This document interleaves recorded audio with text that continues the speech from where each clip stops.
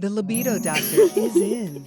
Hello and welcome to Libido Doc, a place where we talk about human sexuality with a focus on married women.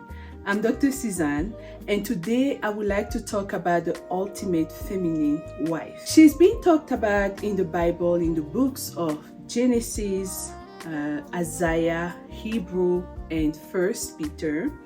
I'm not going to read all of them, and I'm pretty sure most of us are familiar with Sarah and Abraham, but I'm just going to read specific passages or mention them in details to anchor different ideas we want to discuss. We want to find out what were the characteristics of Sarah that made her the reference for wives, as described in 1 Peter chapter 3, verse 6. All right, without further ado, let's meet her.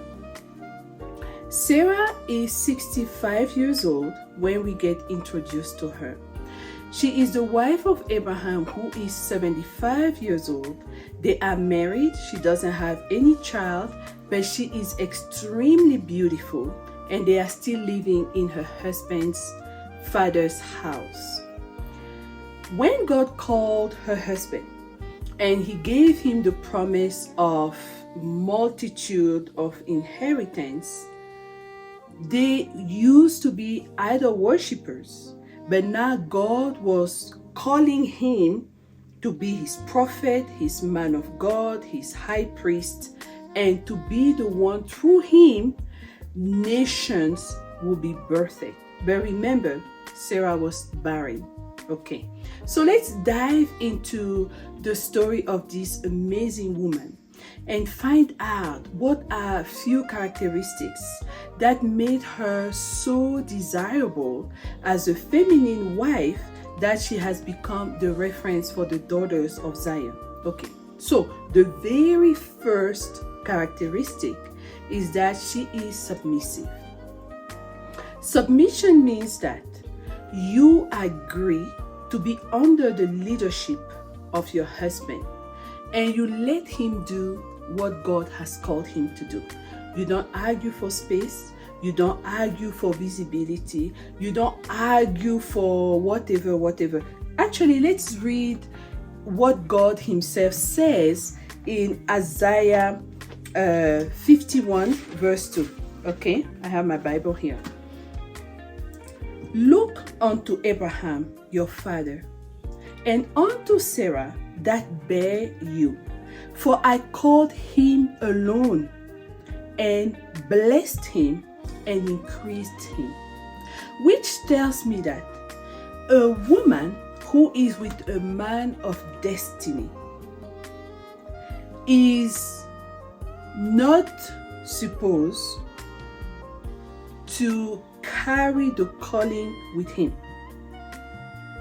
She is supposed to be by his side, doing what God has called her to do, which is to bear the child of promise that will sit on the throne. And we see it's a recurrent pattern. Sarah was called to bear the child of destiny, which was Isaac. Leah was the mother of the child of destiny, which was Judah. Mary was the mother of the child of destiny, which was Jesus. Which tells me that God has a pattern. When he calls a man of God, he also has a woman in mind that will birth that child who is supposed to sit on the throne and carry the scepter of royalty for the lineage of that man of God, but really for the lineage of God himself, because we're talking about kingdom mission.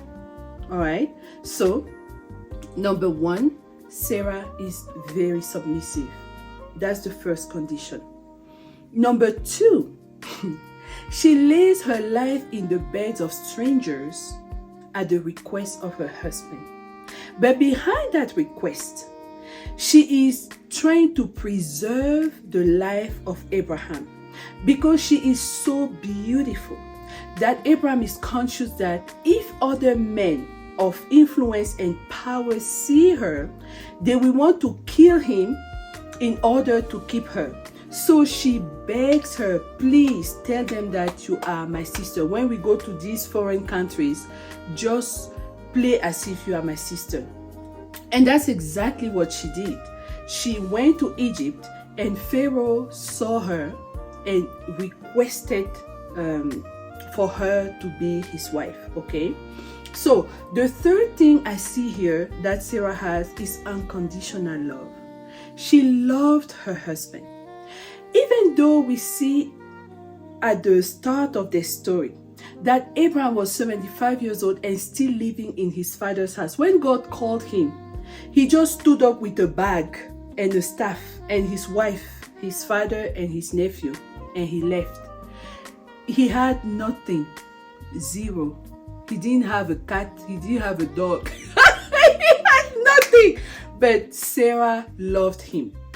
When she had the opportunity to go to the palace and sleep with Pharaoh, even though she could have thought, oh my God, I can order to have this guy killed so I enjoy riches and position, she didn't do that.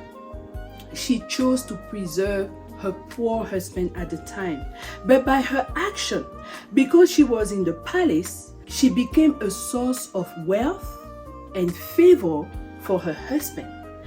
Pharaoh, when he discovered that Sarah was actually the wife of Abraham, and because God has sent so much oppression in his household, he got scared and said, you know what, take your wife and leave. But he didn't just send Abraham empty-handed. He sent him with so much riches that in Genesis chapter 13 verse 2, the Bible tells us that Abraham was very rich in cattle, in gold, in silver. So all of a sudden, because of his wife, he became super rich. So she was a gate of favor and wealth.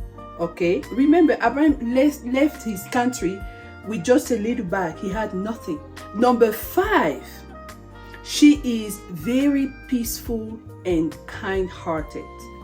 When Abraham's riches began to interfere with Lot's riches, Abraham decided to send Lot away.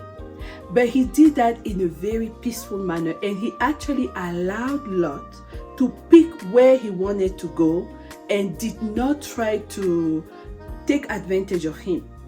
Sarah was peaceful and kind. Some women today, some wives today, will look at their husband and ask their, honey, what are you doing? You're not supposed to give him the opportunity to pick his, take the best one. No, she didn't do that. She didn't interfere. She didn't get into family arguments. She stayed in her corner and she wasn't resentful. Okay. Number 6, Sarah was obsessed with the divine mission of Abraham. She knew that God told him he would inherit the land and he would have descendants as the sand of the sea. So she began to be obsessed and thought to herself, but look, I'm barren. Let me help this man fulfill his mission. So she called her maid and allowed Abraham to sleep with her maid. How many women can do that today? As soon as you hear that your husband has a side chick, it becomes earthquake in the house. Why? Why? I just want to emphasize on the fact that she took her husband's mission to heart and decided to help him fulfill one of his desires, which was to have an infant child, a male. Number 7, she knew how to set boundaries and demand for respect. When Hagar had baby Ishmael and she thought that she was all this and all that, she began to disrespect Sarah. Sarah was very self-confident. She knew who she was, and she quickly put a stop to that nonsense, and she sent Hagar away. She talked to her husband, and because he trusted her in his heart, he agreed with her decision. Hagar left, and it's the angel of the Lord who met her in the suffering in the desert and told her, go back and submit to Sarah.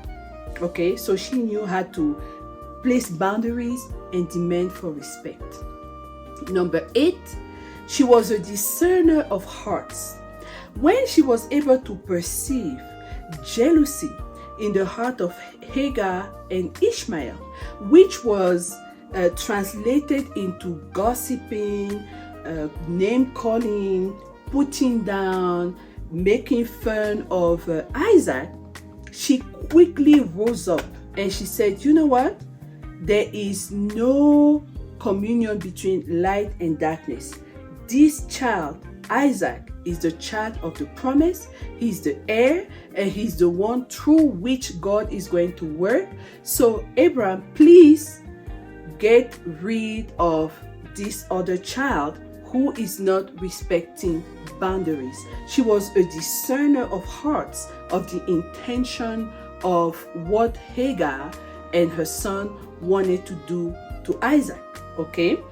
Number 9, she never complained about her husband or even to her husband.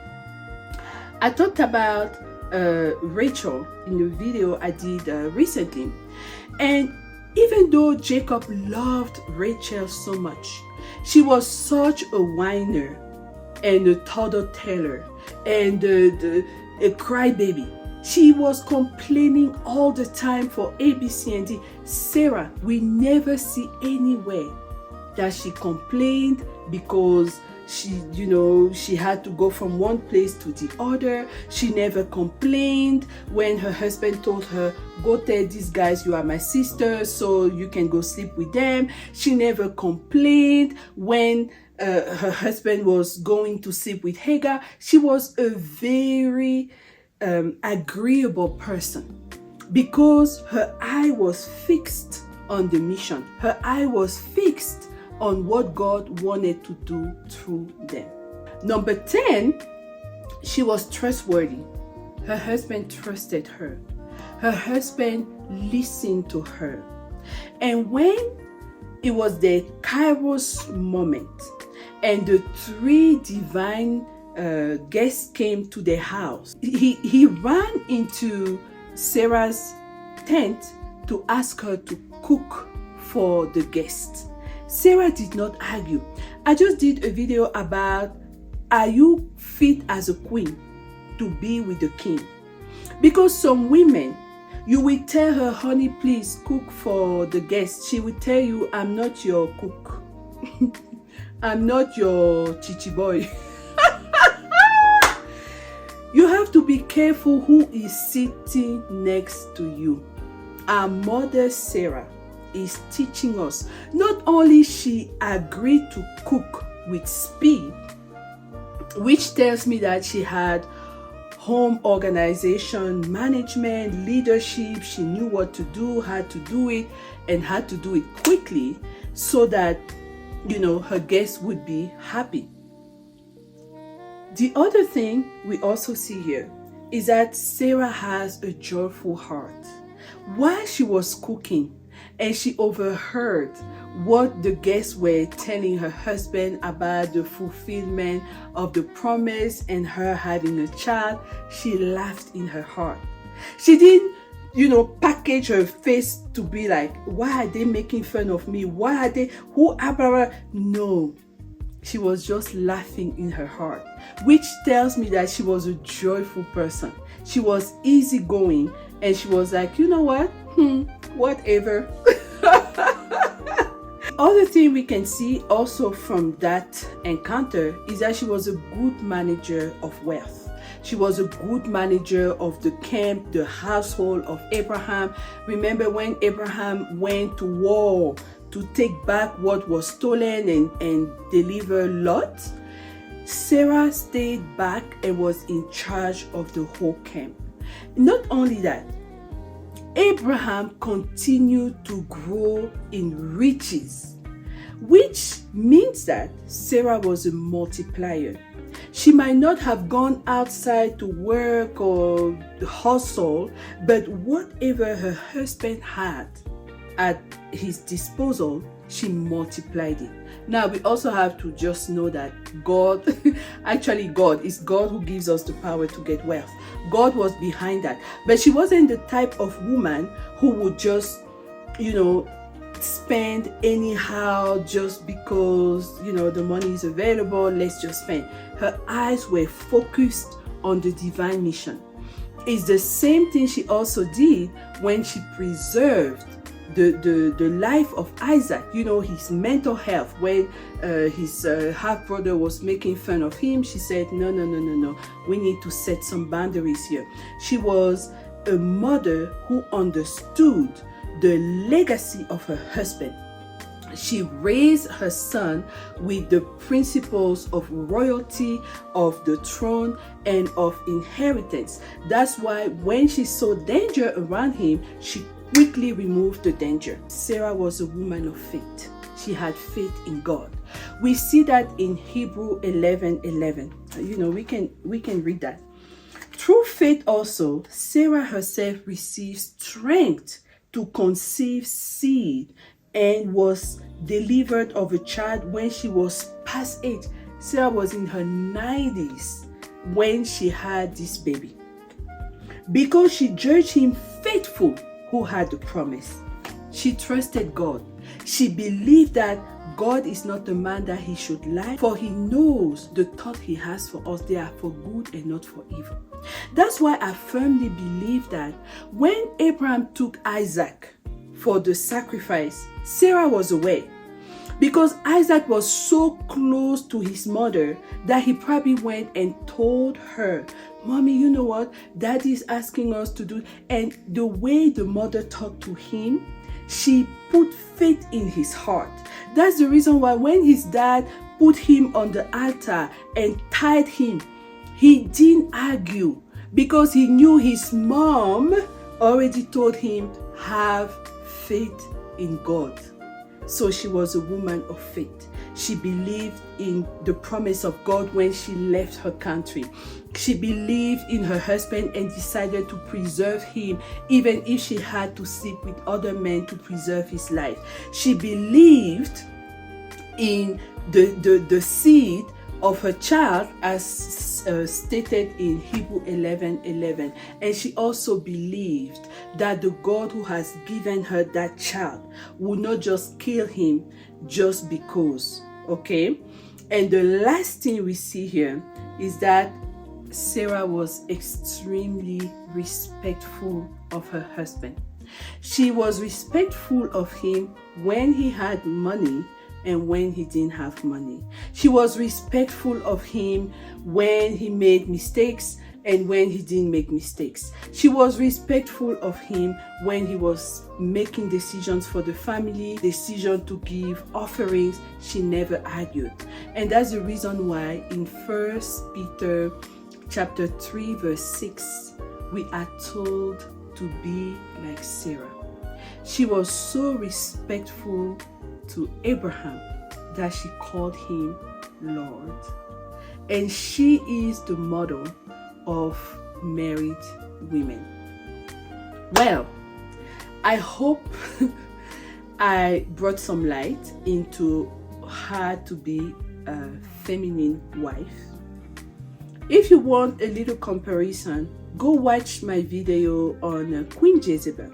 Queen Jezebel loved her husband, but she was a very masculine woman. But Sarah here is very feminine.